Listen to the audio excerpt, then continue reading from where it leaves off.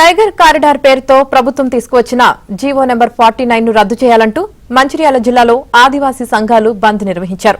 GO 49 వల్ల ఆదివాసీలకు తీవ్ర అన్యాయం జరుగుతోందని ఆరోపించారు.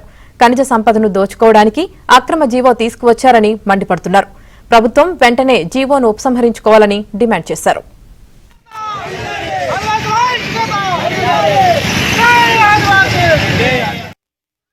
మరి అన్ని ఆదివాసీ సంఘాల ఆధ్వర్యంలో మరి మేము ఒకటే డిమాండ్ చేస్తా ఉన్నాం. తక్షణమే ఇప్పుడు ఆ రోజు మరి రాష్ట్ర ప్రభుత్వానికి కూడా మెమోరాండం ఇవ్వడం జరిగింది. మరి కొంతలో కొంత మరి వాటి నుంచి రద్దు చేస్తామని చెప్పడం జరిగింది. కానీ దాన్ని రద్దు చేసినట్టు మరి ఎటువంటి ఆదేశాలు మాకు ఇంకా రాకపోవడం చాలా బాధాకరం.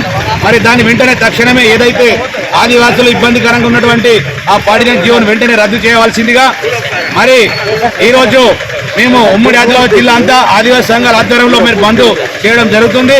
కాబట్టి మేము ఒకటే కోరుతా ఉన్నాం, ఈరోజు ఏదైతే